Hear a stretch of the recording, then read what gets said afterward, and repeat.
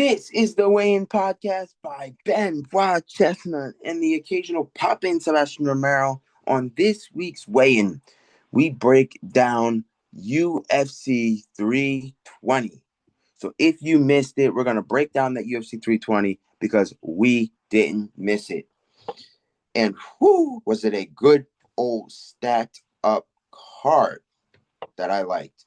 So I felt like on this UFC 320, we got a lot of new stars on here, but I still felt like it was a really good card, and it was really good scheduling. And we're going to break that down for you. That is this week's weigh-in. So we jump right into this, like literally jump, as I like to say.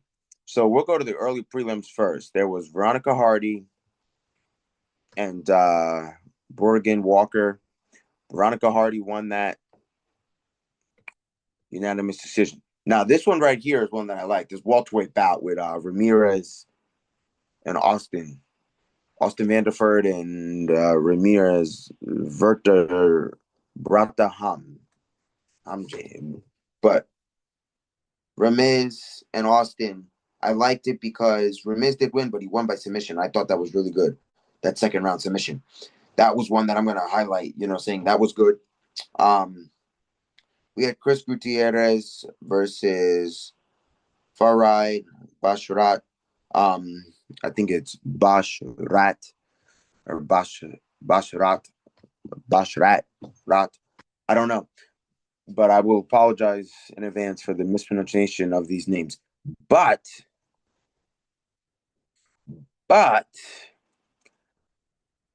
that was a Farid. He won that unanimous decision. So that was, that's not part of my highlight. We had Macy Chiasson versus Yana Santos. Yana Santos won that. It wasn't one of my favorites. I'll let you know. And we had Penahil Sereno versus Nokayak from Kazakhstan. He lost to Sereno. Penahili. And that was the early prelims. That was all for the early prelims. Now, we talk about prelims. I had a few in there that I liked. And then this first one I liked is middleweight bout against Edmund and Andre.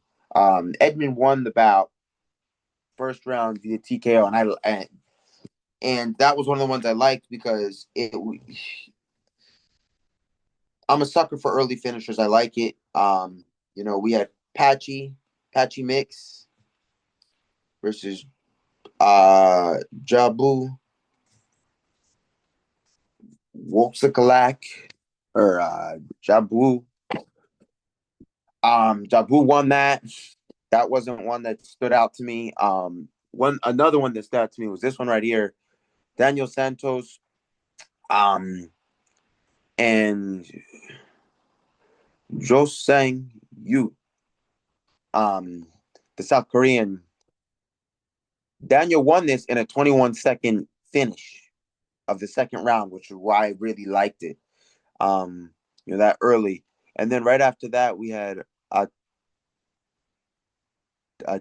Atiba Gotter versus Treystone Vines. The Cameroon, Agitir,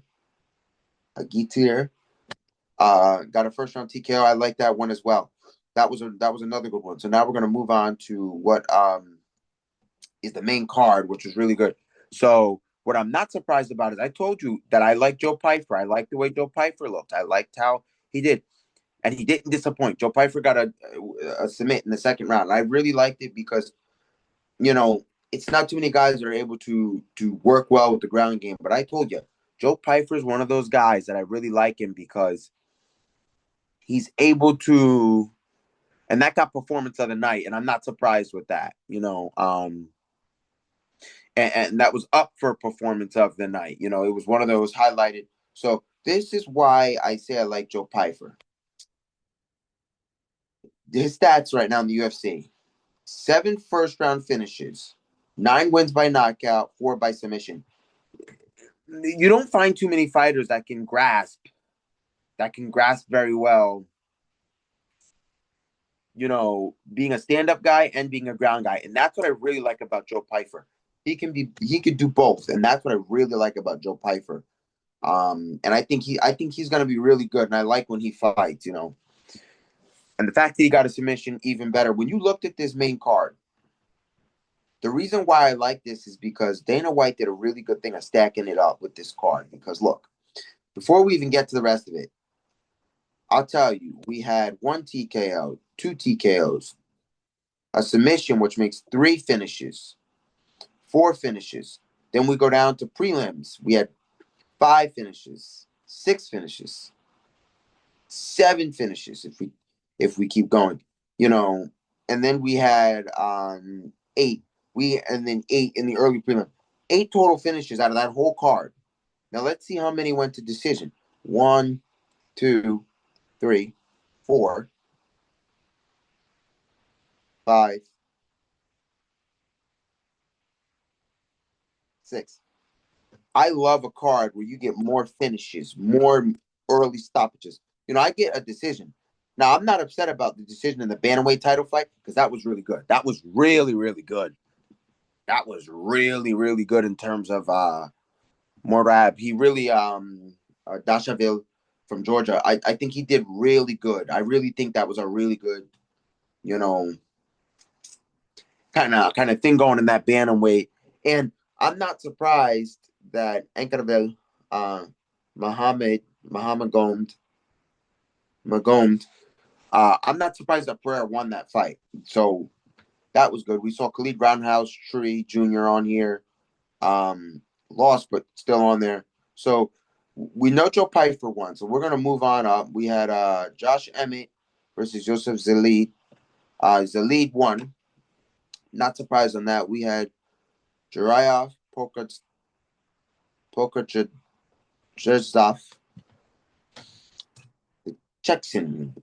Chechnya. Khalid Roundhouse Jr. lost to the Chechen. That I'm not surprised on.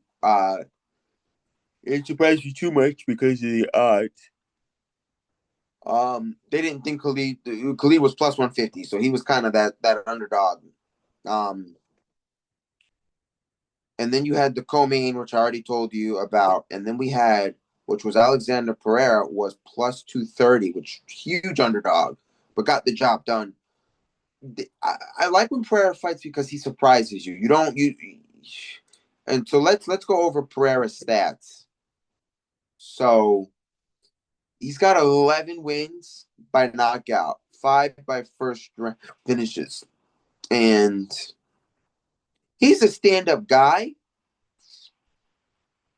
And when you look at his last couple fights, first of all, Pereira, this was a two. This was a two because his opponent, Ankervel, um, took his belt. So this was the two, Pereira's chance, Mahangond, which was a really good bout scene.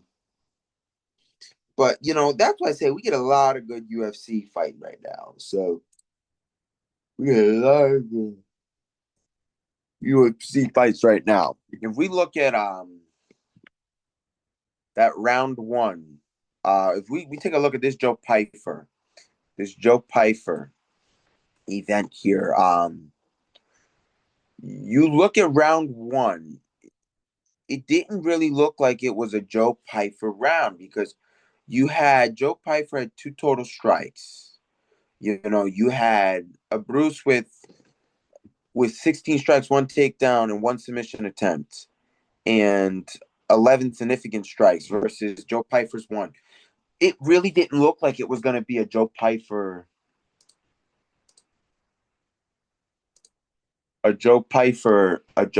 fight at all. But what I liked about Joe Pyfer is that second round is when he started to pick up. That's where, you can see that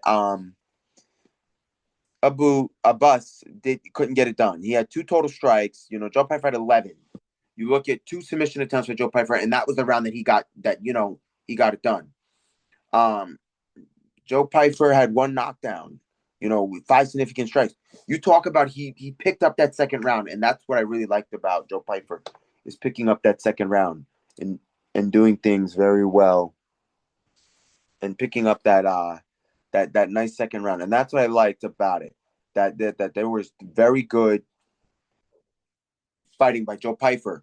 And that's why I think that this fight went the way mentioned about Joe Pyfer getting it done the way he did. And I think that was really good. I think if you those are some of those fights. I think if you missed the event, I think Joe Pyfer is one of them to definitely see. Joe Pyfer is that one that you don't want to miss. That Joe Pyfer. I think he's a strong guy, and I think that in terms of that, just because he doesn't come out the gate swinging, he brings a really good second round, and that's what I like about Joe Pyfer, is because that second round was very well for him, and I think that first round he didn't get off the bat right away, but that second round he came out and he showed, hey, there's a reason why I'm negative 250, and you're plus 200 on odds here. I'm Joe Pyfer, and I liked how he did what he did. I liked how that came and he did the right thing. I like how he came out and he was able to finish the way most can't. That's a good thing that I liked about it. That I liked about that Joe Pyfer fight. That was really good.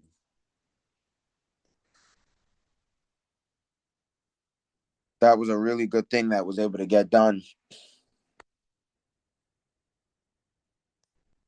And I liked about it, but I liked that I liked a lot of things about the finish of Joe Pyfer. There was really good things about Joe Pyfer that he was able to get done.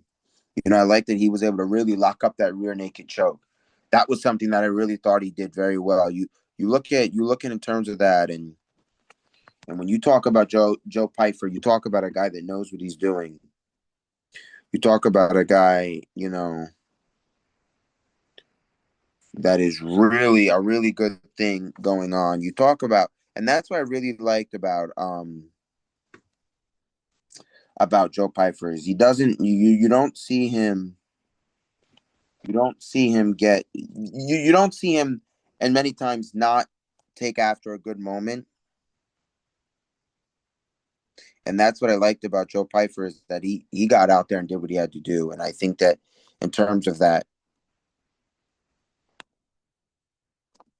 that's a really good thing. And I think that's something that a lot of us should understand, that, some of these fighters are going to get out there and try the best thing they can do, but they're not all gonna get the stuff done the way you would think. But Joe Pyfer didn't waste a second getting his job done. And I think that's a really good thing. I think in terms of that, I think that was good. I think in terms of Pereira getting his belt back was really good. I think that was another really great thing. I think that that's really good. So I think that there's a lot of that going around. I really did like that. There's another thing, now that we're kind of up and on about it, is, if a lot of you didn't know, the UFC's got a big bill, is what reports are showing, that UFC's got a big bill that they're going to have for hosting that White House UFC event, which is very interesting. So with that being said, they have a bill that's already very high because of I think the problem of where they're putting the ring on the grass. So it was rumored. So I would say, if you don't really think that it comes across, I would say it's one of those Google it things. I don't remember exactly what the price was, but I know that there was a big bill for the UFC for being able to have that White House event that it hasn't even got off and started yet. And that's something that's just, so I really say congrats to Pereira getting his belt back. And, he's a guy that, when he stormed the scene, really took over with all his fights with Israel Adesanya, really turned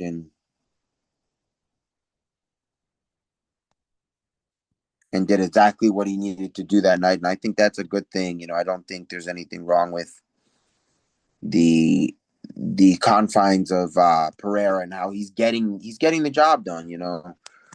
That's all we really ask in terms of that. We all ask that the stuff that we do, the stuff that gets going in terms of that, we all ask that that we get some good UFC out of it. That you I like to see fights where you have knockouts. I don't like stuff going the distance because I feel like you don't get a clear finisher. You kind of bring it to the judges. And I kind of believe in leaving the judges out of it because you don't want to put the judges in the card at all. I just don't feel that there's a need to want to bring the judges in most cases. And that's why for me I like the idea of leaving the judges out of it, but a lot of times you never know what happens. The way fights go, you don't really know if it's gonna go in that direction, and you can't really predict which way a thing may or may not go. But I really did like that UFC that 320. It really was a really good event for me. I really liked it. It was really good. It wasn't something that um did not stand out for me. Um, but that was really good. So I'm hoping that now with all this things going on, there's some good stuff to we got going on. This week is the Oliveira versus Gamrot, which is really good. We got Aspinall and Gaines October 25th. We got D Riddler Allen still coming out. I know I talked about the schedule already in the previous time, but this is some of the stuff we're talking about that we got a lot of stuff going on. What I'm most excited for is when we finally see the final card of this UFC White House, because I think that's going to look good. As much as many people may feel about that, the question will be, obviously you're not going to be able to get that many people, so you're not going to make a whole ton in terms of like upfront revenue. I think majority of the revenue for that is probably going to be made um, via like sales from the TV and stuff like that. But considering that they've got that Paramount deal, that's kind of getting rid of pay per view. It's a wonder if they will not consider the UFC White House as one of their. I think they have a certain number of pay per view they've agreed that will be on there as one of the pay per view counted towards the Paramount. I would like it to be, but in terms of that, ticket prices for that are probably going to be only up and up for that UFC White House. But as details develop, I think we're going to monitor that because it's a monumental thing that we're getting UFC up there, and I think I don't judge Dana for getting UFC that White House thing first, but I don't think his boxing is going to be far off because I think if the UFC does it and it goes really well, I don't I don't see North Foot of um, Dana White not getting boxing on the White House lawn too. So that's why I like this UFC idea because now I like I talked about. I want boxing everywhere. I talked about why don't we have get a good Italy boxing fight and an Ecuadorian boxing fight now that they've got commissions approved. I want to see a lot of those fights really well. I see a lot of boxing primarily takes place in the U.S., but I'm sure you could line up a stacked card and put it somewhere else for boxing wise. And I like that Dana White and Turkin and his partner are starting to do stuff. Some in the U.S., some outside U.S. I know he likes a lot of his stuff where his partner likes where he's from, which is a really good thing. And now I think they're going to start making a lot of these fights come from other countries. And I think that's a good thing to start to let a fight go to other countries because now you're embarking in a different atmosphere. And I think that's really great because for a lot of these boxing fights, you have it. That's why you'll see some guys that for some of their fights will show up the week before the fight and stay there a week so that they could get used to the atmosphere of where they're fighting at. If it's Vegas, if it's Florida, I think that's a really great thing. And I want to start seeing all the stuff. And, I give, bringing up fights outside, I give Jake Paul some credit because he's had some fights, Puerto Rico. I understand it's kind of still U.S. kind of thing, but still it's not in the mainlands. Like, even if you had to fight Hawaii, I'd be like, great, that's amazing. Even if you had Alaska, I'd be like, great, that's amazing. It's not kind of part of the grouping. I know it's American, but it's not kind of part of the grouping of, the shape of the United States. And I consider that out of country, even though that's in country, I kind of consider that, like, I consider that in a great thing. I consider that somewhere where, it's not Vegas, it's not Florida, it's somewhere nice. I do like that we're seeing a lot more of Prudential Center getting a lot more of that boxing, that UFC fight, seeing a lot more Prudential Center be for that. And I like it. I like Dana using a lot of that Prudential Center. I like a lot of his UFC stuff not being in the same places. I like it being in other places, which is really well. So a lot of that is really good. And that's really good. And I like it because I like the unorthodoxness of, like, putting boxing fights in NFL stadiums and UFC in NFL stadiums, because you really you product yourself to get more fans out of that. You get more space out of that. These NFL stadiums are huge. It's a really great thing, and I like the idea of that. And I think in terms of what's going on with the UFC and what they're doing, I think it's all great things that are being done here, and I like it. I like it from top down. I like all of it, and I think there's really great things to do and that have been done with that, and that's really great stuff, and it's really good for the UFC, and I think I like it. In terms of recently, we criticized Dana for not scheduling the good fights. Not when we get a card like this Pereira, where you got, I don't specifically remember what I said, but you got 6 unanimous decisions out of I don't know, however so many fights. And you know what? I'm going to count it up now so we could figure out how many fights here. We had 1, 2, 3, 4, 5, 6, 7, 8, 9, 10, 11, 12, 13, 14. 14 fights. 14 fights. And only 6 went to decision. I believe that's 6 went to decision. 1, 2, 3, 4, 5, 6. 14 fights and 6 went to decision. So that means in total we had 8 fights get submission or knockout. That's what I call a good UFC card. Generally, I like it if you have 14. I like it split. 7 and 7. So we get like an even, like, half knockouts, submit, like between half knockout or submit and TKO to half decision. This was really good. We had 8 total finishes. I think that was really good because when you I get that a fan you don't get to watch longer. You don't get to get all your ads in when you have a longer thing. Yes, but here's the thing. We get a good fight, a quick, good fight. Now, did anybody notice how when Alex Pereira got the knockout, there was the guy holding the baby at the UFC fight, and I'm sitting there like, we say this all the time when they do it on Monday Night Football. They're like, you brought that baby out there. I think the one thing I said to myself was, when you pay for a UFC fight, and I guess the wife says I'm gonna have a girls' night, and it's like, oh, but I got the UFC fight. Okay, I'm taking the baby with me. I'm still going to the UFC fight. I think that was pretty funny, to see he's out there holding the baby. And I'm like, it kind of reminded me of when Conor McGregor used to fight. They used to see stuff like that. You used to see the babies. They bring out everything. It used to be everything. When some people used to be posed, say, "Oh man, you say they got the baby here at the fight." He says, "Yeah, I can't." He says, "I had nobody to keep baby. I brought the baby with me to the fight."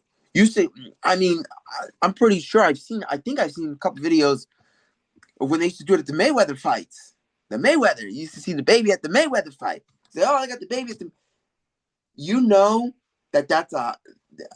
I mean, obviously, it could happen for any fighter or any boxer, but you know that is a good that it's a good fight when you see people bringing the baby out to the fight.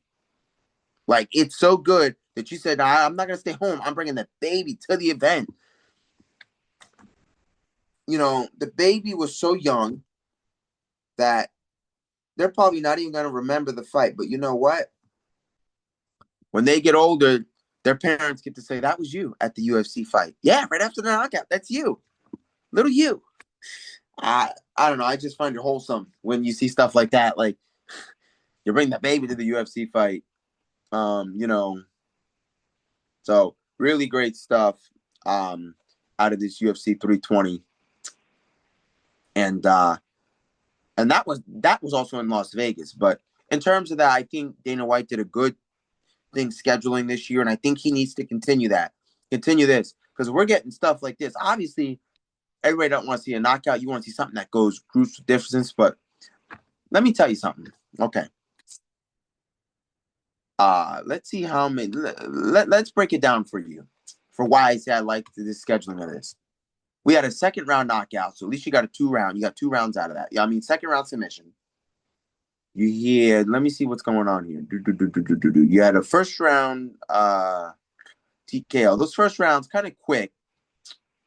Um, you had a second round TKO. See now when you get 2 rounds in, because some of these prelims are only really 3 rounds. Some of them they're only really 3 rounds. So getting a second round knockout is that's I'm okay with that. That's like okay.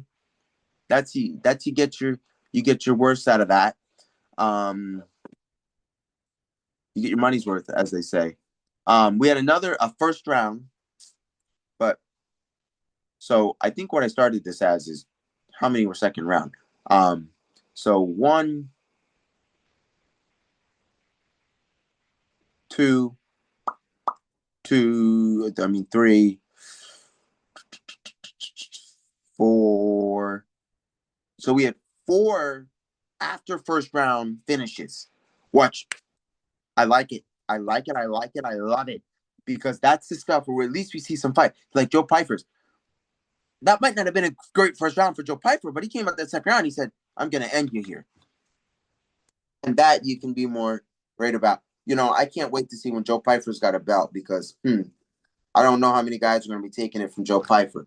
You know, he's got a 15-3 record, but that's a pretty good record. Only 3 losses. It's a pretty good record. I like Joe Piper, and I think he's gonna. I think he's gonna make a lot of noise, and he already is because those 15 wins, those are good. So with that being said, and then the fact that he's on a main card now, so it's like it's getting very well. Well, we straddled on into the end of this epi already. I know these epis aren't too strong as we're in the midst of a UFC scheduling that's kind of in there, out there. We try to catch as many fights as we can. We don't always get them. We don't always, stay up with the schedule like we're supposed to. So we're gonna get better with that. With that being said, I'm going to try. I mean, as a pod, holistically, we're gonna get better with that. Try to keep up, but next year we're gonna try to get better with that, and we're already setting sights on our goals for next year in terms of guests, in terms of a lot of stuff that we're gonna try and get better at. So with all of that being said, this is yet another episode of The Weigh In by Benoit Chestnut and the occasional pop-in Sebastian Romero. And with that being said, like, comment, subscribe, share. Let's get it. Let's get our goal of 2025 2K views. We right now, you know what, as this is going, I actually can bring it up. So let me go ahead and bring it up for you so we could see what the total views here are.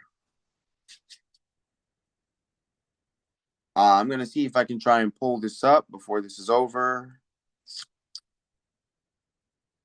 I'm checking how much time we have, so I can get you guys that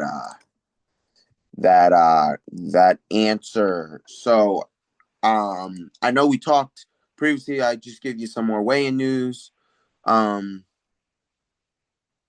We talked about we're going to be improving a lot of our sets on the weigh-in, so there's going to be a lot of changes that are going to better this podcast.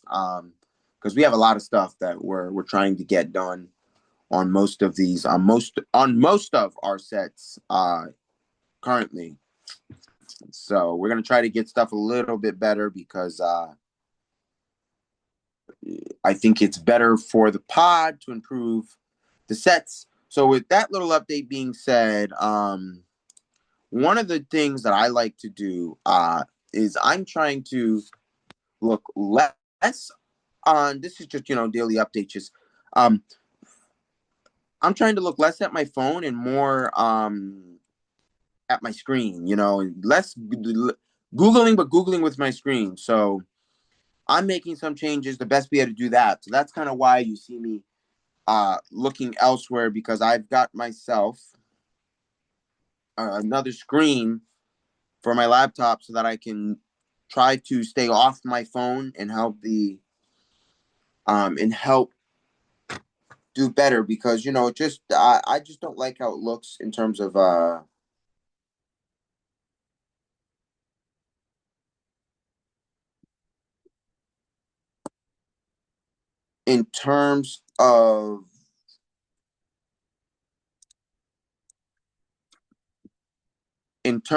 the video. I don't like how when I look down at my phone, how that looks.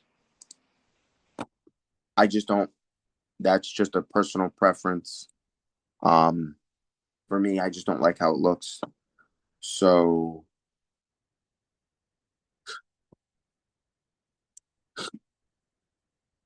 let me roll into these analytics for yous. And as of 2025, right now, we are at 1,392 views. So we're just about going to hit 1,400. And the goal by the end of the year is to be at 2K views for this year, which in the little months we got, I think it's doable. If that's a at reach very far goal, but we're basically right now with the way the channel has performed. I'm very proud at what it has been at. In the previous years, it did not perform this well, and it has performed this well. So I'm very proud of that. But like I said, like, comment, subscribe, share. That is it for this video, and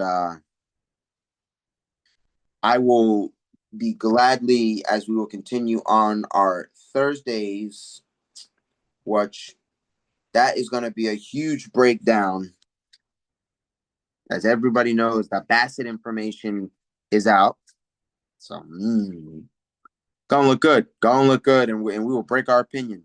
So, weighing out.